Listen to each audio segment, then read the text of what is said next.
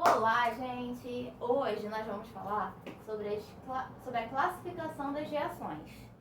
Tranquilo, é o último capítulo da apostila 2. E, bom, reações de síntese. Elas podem ser chamadas também de reação de adição. Simples assim, ó. Vai ser uma substância mais outra, dando só uma.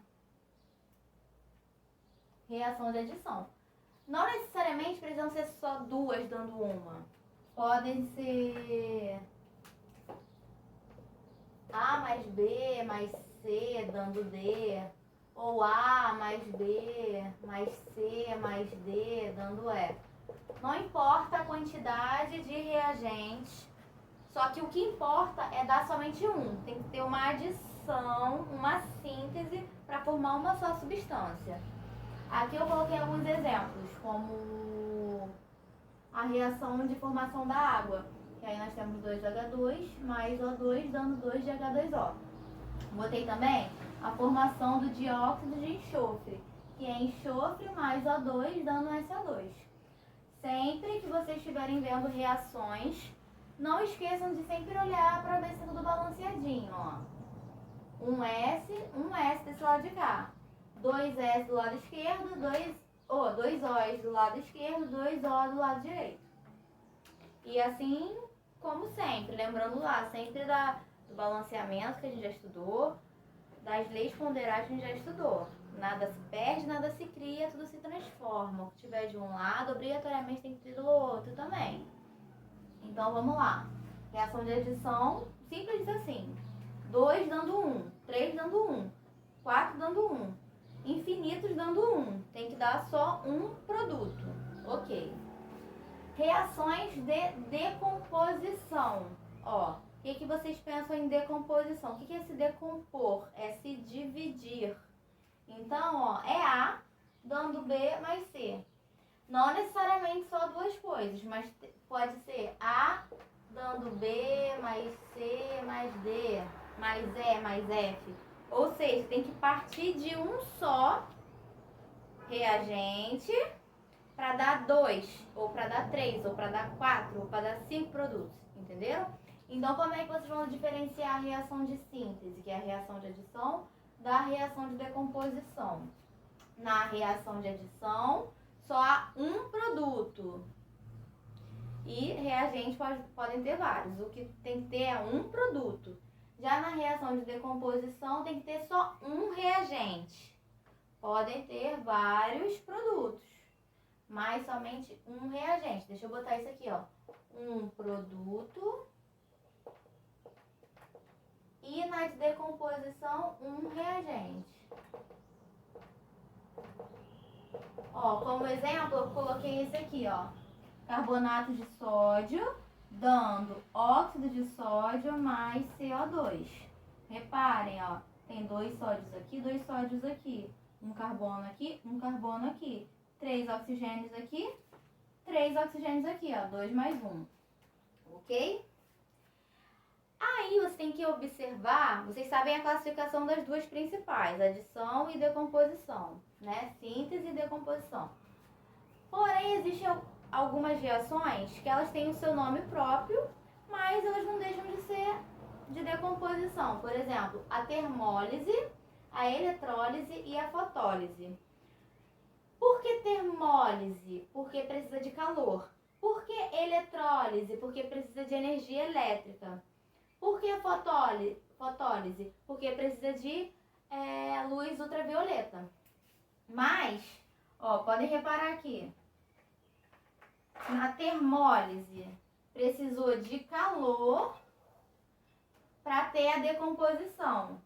Mas não é uma decomposição, ó. Um único reagente dando 2 produtos. A eletrólise precisou de energia elétrica, mas só partiu de um reagente. Formou 2 produtos. E a fotólise precisou de luz ultravioleta para reagir, né, para se decompor, mas só teve então um reagente, NO2 dando NO mais O. Então, tanto a termólise, como a eletrólise, como a fotólise, são tipos de reações de decomposição. Entenderam? Então, ao longo dos nossos estudos de química, a gente vai ver outros tipos de reação que se enquadram na reação de decomposição, por exemplo, tá? Então, vamos continuar com outros tipos de reações.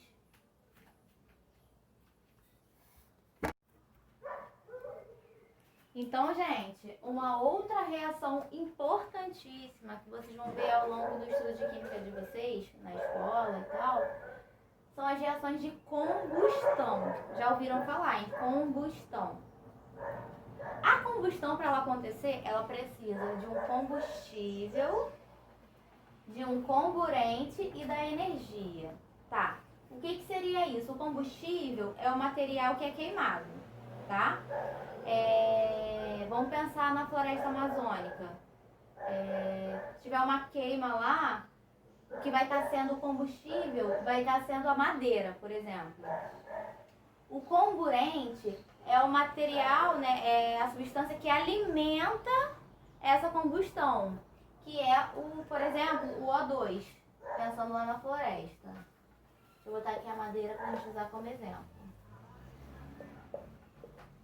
Sem O2 é impossível ter a combustão. Por quê? Precisa ter um material alimentando aquela combustão. E a energia, né? Que no caso é o calor, é o fogo. Então, pensa na floresta amazônica lá.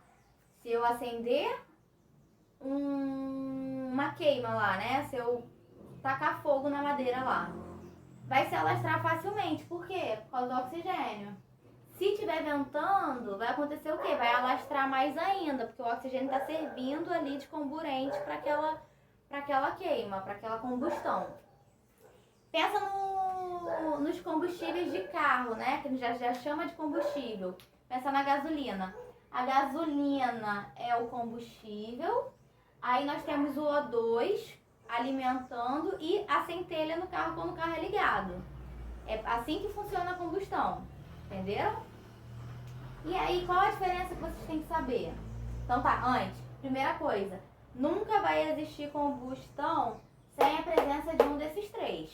Sempre vai ter que ter um combustível, um comburente e a energia inicial ali para dar o pontapé na combustão. Nunca esqueçam isso. E aí, o que vocês têm que prestar atenção é: existe a combustão completa, tá?